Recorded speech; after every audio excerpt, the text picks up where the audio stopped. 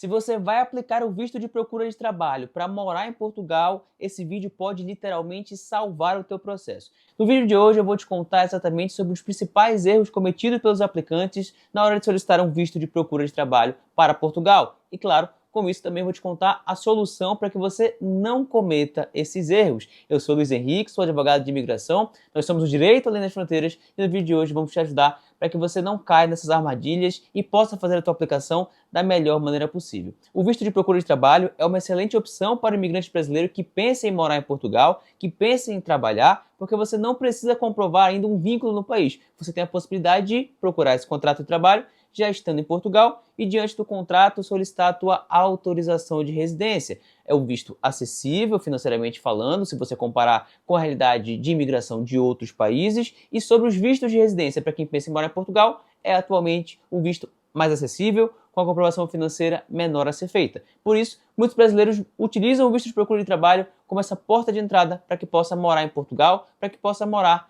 na Europa. Mas esse visto exige que você tenha muita atenção aos detalhes, porque um mísero erro pode fazer com que o teu visto seja negado. E para que você não caia nessas armadilhas, eu vou compartilhar com você nesse vídeo de hoje, de anos de experiência fazendo essa aplicação do visto de procura de trabalho, quais são os principais erros e vou te ajudar a não cometê-los. O primeiro erro que é muito cometido é em relação à comprovação financeira na hora de solicitar esse visto de procura de trabalho. Para quem não sabe, é necessário que você faça a demonstração que tem um valor disponível em conta de 2.610 euros. Você precisa fazer essa cotação, essa conversão de acordo com a cotação do euro. Atualmente o euro está na casa dos 6,45, então você vai precisar comprovar algo em torno de 17 mil reais disponíveis em conta. Mas não é só comprovar, você precisa seguir ali algum padrão. Você tem que apresentar esse valor disponível no extrato bancário da tua conta corrente. Não pode ser conta de investimento, não pode estar na caixinha do Nubank, na caixinha do Banco Inter, ali no investimento em CDB. Não, o valor precisa estar disponível em conta corrente e em conta poupança. Além disso, você precisa apresentar um extrato bancário dos 3 meses anteriores à aplicação do visto. Então, se você está aplicando esse visto no mês de abril, você vai apresentar o extrato bancário de abril, do mês de março, fevereiro e também do mês de janeiro. Então você apresenta o extrato bancário do mês corrente e dos 3 meses anteriores à aplicação do visto. O valor não precisa estar disponível em conta durante todo esse período. Pode estar na conta somente a partir do momento que você for aplicar o teu visto. Mas a VFS, com uma questão mesmo burocrática, pede que você apresente o extrato bancário dos 3 meses anteriores à aplicação. Então é um extrato bancário que você vai tirar no teu aplicativo do banco, aquele PDF mesmo gerado para o período dos 3 meses anteriores à tua aplicação. Não é o extrato bancário que você tira na boca do caixa, aquela folha de papel térmico, não. Existem regras para isso, então você tem que ter o valor disponível em conta corrente ou conta poupança, não pode ser investimentos e também precisa ser ali dos 3 meses anteriores à aplicação. Então esse é um erro que muita gente comete. Apresenta de qualquer jeito, apresenta só de um mês, às vezes faz a conversão errada do valor do euro e acaba apresentando menos do que o necessário. Então você precisa ter muita atenção. Para o visto de procura de trabalho, esse é basicamente o principal requisito, porque você vai estar comprovando para o consulado português que você vai ter condições de se manter em Portugal pelo período que você estiver procurando trabalho. Por isso que você apresenta esses 3 meses de forma antecipada. Você pode conseguir o trabalho com uma semana, com um mês, mas às vezes pode demorar mais do que isso. Por isso você comprova que vai ter como se manter, vai ter comprovação dos meios de subsistência e dessa forma o teu visto será aprovado. Mas é muito importante que você faça a comprovação financeira corretamente. E sobre esse valor que está em conta, é sempre importante destacar que você precisa manter esse valor durante todo o período de análise. E eu vou te explicar exatamente o porquê. A VFS e o consulado podem te solicitar um extrato bancário atualizado. Então, digamos que subiu o valor do euro, digamos que foi solicitado algum outro documento e eles também pediram que você atualize seu extrato bancário. Então é muito importante que você mantenha esse valor em conta ou tenha a capacidade de repor esse valor para a conta para apresentar um extrato bancário atualizado, porque durante o processo isso pode acontecer. E se você não tiver esse valor mais em conta, você não vai ter como dar prosseguimento ao processo, o teu processo vai ser indeferido, o teu visto vai ser negado. Então é muito importante que você faça a comprovação da forma correta e mantenha o valor em conta durante todo o período de análise. Gente, outro ponto que é muito importante destacar, que é um erro cometido, que você não entende a partir de onde você está aplicando o visto, quais são as regras. Existem 5 sedes da VFS espalhadas pelo Brasil e cada sede da VFS tem critérios que são diferentes em relação a alguns pontos que são necessários para o pedido do visto. Por exemplo, passagem de volta precisa estar comprada ou pode ser somente uma reserva? A hospedagem pode ser apenas para 15, 20 dias ou tem que ser para 120 dias? Essa hospedagem tem que estar compatível com a comprovação financeira ou é um valor livre? Eu posso apresentar, por exemplo, uma reserva de hospedagem que é feita por agência de viagem, reserva de hospedagem que é feita diretamente com o hostel, que faz um preço mais camarada, mais acessível. Então você precisa entender, diante de onde você estiver fazendo a aplicação, quais são as regras para aquela VFS ou para aquele determinado consulado. Em relação à passagem aérea, via de regra, se você estiver fazendo a aplicação através de VFS São Paulo, VFS Brasília e VFS Salvador, você pode apresentar uma reserva simples de passagem de regresso para 120 dias após a data que você indicou que pretende chegar em Portugal. Se você estiver fazendo a aplicação, por exemplo, na VFS de Minas Gerais ou do Rio de Janeiro, você precisa ter um pouco mais de atenção. A VFS do Rio de Janeiro pede que você tenha uma reserva que não tenha data para expirar ou então uma passagem de volta já comprada. A VFS de Minas Gerais, obrigatoriamente, desde o primeiro momento, pede que você já tenha a passagem de volta comprada.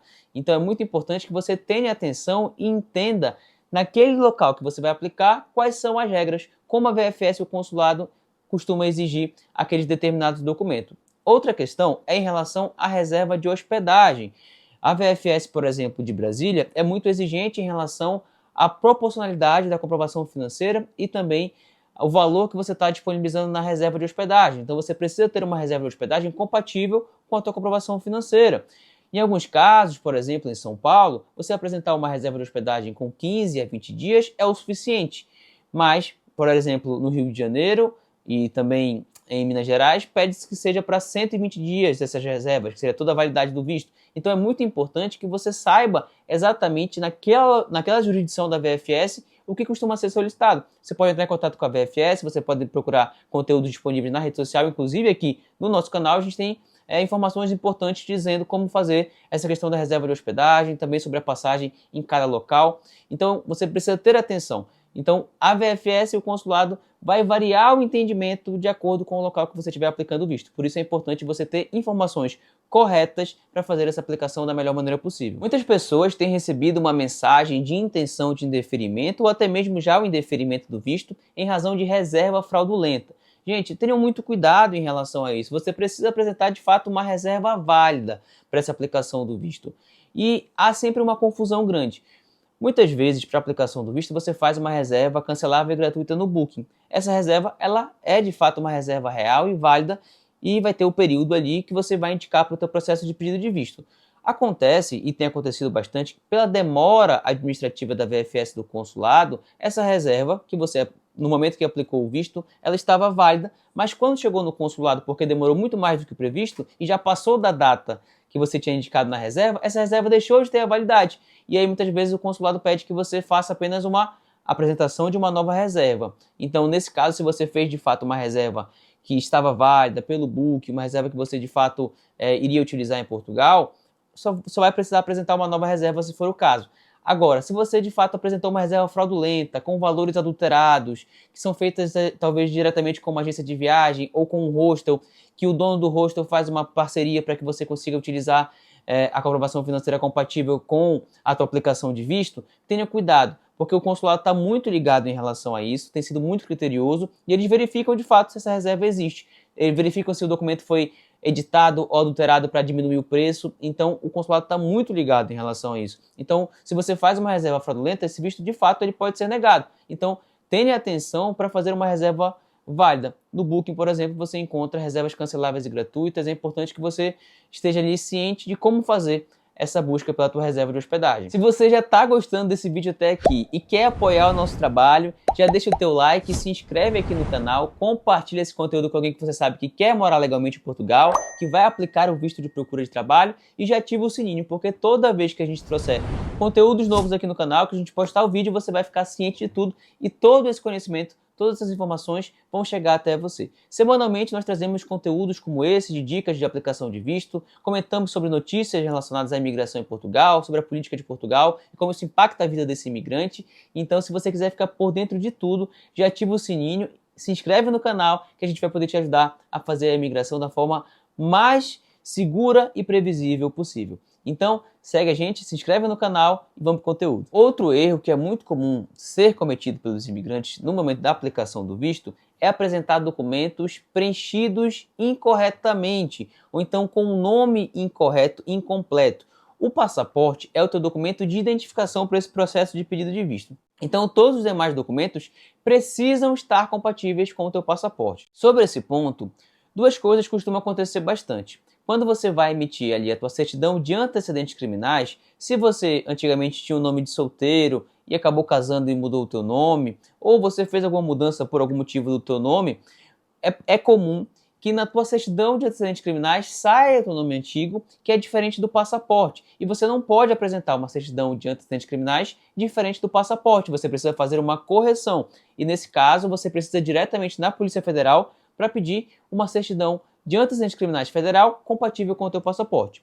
Outro caso que é comum de acontecer é em relação ao PB4. Às vezes você faz um preenchimento incorreto, você indica o teu nome de forma equivocada, que não está compatível com o passaporte, e isso causa problemas para o teu processo de pedido de visto. E a depender do caso, acaba dificultando com que você consiga atender ali a solicitação dentro do prazo de 10 dias, isso vai fazer com que o teu visto também seja negado. Então é muito importante que você tenha atenção em relação à apresentação dessa certidão de antecedentes criminais e do PB4 com o nome compatível, idêntico ao teu passaporte. E também o nome do teu pai, da tua mãe, precisa estar compatível com o teu passaporte nesses documentos, porque você vai indicar a filiação também. Outro ponto é o formulário de pedido de visto. O formulário é o coração da aplicação do visto. Então tenha muita atenção aos preenchimentos, aos campos de assinatura, para que você não caia em exigência e também não tenha dificuldades na hora de atender ao que for solicitado pela VFS e também pelo consulado português. O quarto erro, que na minha opinião é um erro muito mais da VFS do consulado do que do aplicante, é muito comum de acontecer, gente. Vocês precisam estar muito atentos, porque a VFS e o consulado fazem mudanças do modelo de documentos com certa frequência e não avisam ninguém. E também há sempre uma alteração da taxa consular. Então, você precisa estar muito atento no momento que você for fazer a aplicação do visto para utilizar os modelos de documentos mais atualizados possível. Então, carta convite, termos de responsabilidade da VFS, termos de ciência da VFS, o pagamento da taxa consular. Eu recomendo que você verifique no dia que você for fazer a aplicação para ver se você está utilizando os modelos atualizados. E tem acontecido bastante, acontece com frequência, de durante a tua aplicação do visto, alterar esse modelo e a VFS pedir para você complementar. No momento que você aplicou o visto, você estava fazendo tudo da forma correta, mas durante a análise pela demora da VFS ou do consulado, é comum de acontecer eles te pedirem os documentos no modelo atualizado que foi gerado por eles depois que você fez a aplicação do visto. Então tenha muita atenção e esteja pronto para poder fazer essa complementação se for o caso e ter sempre os modelos corretos e fazer o pagamento da taxa consular no momento da aplicação do teu visto. Esteja ciente disso. E consequentemente a gente vai entrar no quinto erro, que é exatamente em relação a essas comunicações feitas pela VFS e pelo consulado. Muitas vezes o aplicante acredita que o simples fato de enviar a documentação já será o suficiente. Mas, gente, nossa experiência de muitas aplicações de vistos, eu entendo que atualmente enviar o processo do visto talvez seja o mais simples, mas precisa estar muito atento em relação às comunicações feitas pela VFS e pelo consulado depois que você aplicou o visto, porque documentos adicionais podem ser solicitados pela VFS e pelo consulado. Por isso você precisa ficar muito atento ao teu e-mail indicado no formulário, atento ali aos teus canais de comunicação, SMS, e-mail, para que você possa estar pronto para fazer ali a resposta da VFS e do consulado. Então, se for solicitado o extrato bancário atualizado, se for solicitado o pagamento adicional de taxa consular, se for solicitado qualquer documento que precisa ser esclarecido ou então adicionado ao processo, você tem que estar pronto para fazer essa resposta. Então, eu recebo com muita frequência mensagens de clientes: olha, recebi aqui essa notificação da VFS do consulado, o que eu faço? Então, esteja pronto para receber essas comunicações e também para saber como agir.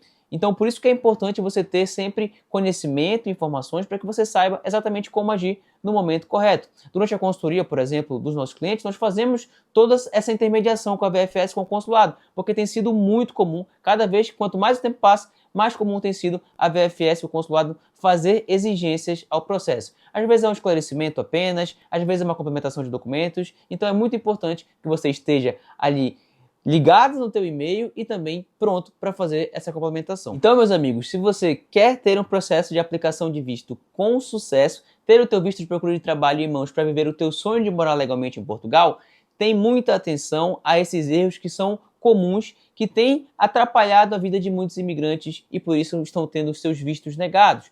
Então tenha muita atenção. Se você quiser ficar por dentro de tudo, você pode seguir aqui o nosso canal do Direito Além das Fronteiras. Nós trazemos aqui sempre conteúdos atualizados sobre a aplicação do visto. E claro, você pode contar com a nossa equipe para que a gente possa te ajudar e te apoiar em todo esse processo para a aplicação do seu visto, para que você não cometa esses erros e saiba como fazer tudo da maneira correta. Então a nossa equipe pode te ajudar a entender o teu visto adequado, te acompanhar desde o primeiro documento até o momento que você chega em Portugal, para que você faça a sua aplicação do visto com previsibilidade e também com segurança. Então, se você quiser que eu faça parte desse teu planejamento migratório, você pode entrar em contato, é o primeiro link aqui da descrição, para que o Direito das Fronteiras te ajude a fazer a melhor aplicação possível de um visto de procura de trabalho. Se esse conteúdo te ajudou, já deixa o teu like, compartilha com alguém que você sabe que quer morar legalmente em Portugal e comenta aqui o que você achou desses erros. Você ia cometer esses erros? Conhece alguém que já cometeu esses erros e por isso teve o visto negado? Comenta aqui, eu quero saber a tua opinião. E claro, ativa o sininho porque eu já estou te esperando no próximo vídeo. Até mais!